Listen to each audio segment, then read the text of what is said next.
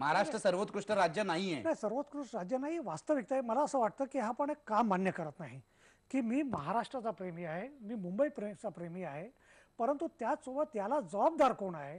तर याला जबाबदार महाराष्ट्र मागे गेलं, त्याला जबाबदार या राज्यातले राज्यकर्ते आहे, हे आपण मान्य केलं पाहिजे. आणि जेव्हा आपण सांगतो की एखादं दुसरं राज्य महाराष्ट्राच्या पुढे गेलं आहे, तेव्हा मला असं वाटतं याचा अर्थ असा होत नाही की आपण कुठेतरी महाराष्ट्राची विरोधी आहोत.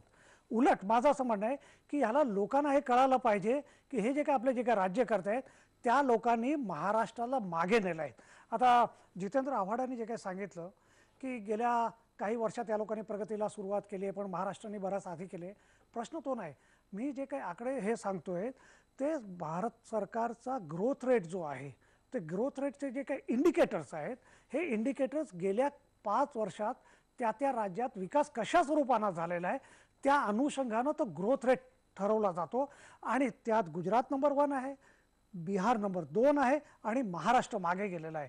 हे वास्तविकता आहे. महाराष्ट्रात आज मोठ्या इंडस्ट्री यासाठी येत नाही की मोठ्या इंडस्ट्रीसाठी तुम्हाला सगळ्यात आधी इलेक्ट्रिसिटी पाहिजे. आज महाराष्ट्रात इलेक्ट्रिसिटीची काय परिस्थिती आहे?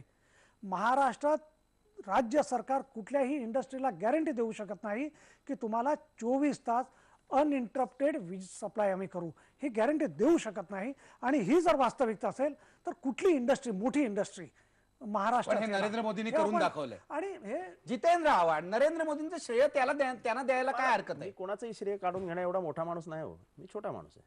असं आहे की इंडस्ट्रियल प्रोसेस, इंडस्ट्रियलायझेशन प्रोसेस, मी खात्रीपूर्वक सांगतो, खात्रीपूर्वक सुरत, बरोडा, अहमदाबाद ही 3 महत्त्वाची शहरं इंडस्ट्रियल प्रोसेसमध्ये गणली जातात.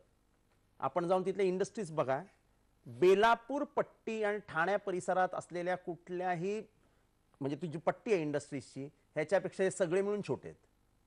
औरंगाबाद, नाशिक, पुणे, नगर, नागपूर हे सगळं राम राहू द्या. त्यामुळे मी जे म्हणतोय ते लक्षात घ्या, ह्यांचंही म्हणणं बरोबर आहे की 5 वर्षाचा ग्रोथ इंडिकेटर, मी 5 वर्षाचा ग्रोथ इंडिकेटर म्हणत नाही, मी 50 वर्षाचा ग्रोथ इंडिकेटर म्हणतोय. तुम्ही उशिरा सुरुवात केली, वेगाने पळताय, पण मी ऑलरेडी मॅरेथॉन मध्ये तुमच्यापेक्षा खूप पुढे आहे. तुम्हाला मला कव्हर अप पण हा मुद्दाच नाहीये. नरेंद्र मोदी 2002 ला सत्तेवर आले आणि आज 2011 आहे, 9 वर्षात त्यांनी प्रगती केली. मी तुम्हाला तेच सांगतो की जी प्रगती आम्ही एका लेवलला 50 वर्षात आणून ठेवली आहे, त्यांनी तो बॅटन जो आहे गेल्या 9 वर्षात महाराष्ट्र मागे पडला नाही, मागे नाहीये आजही.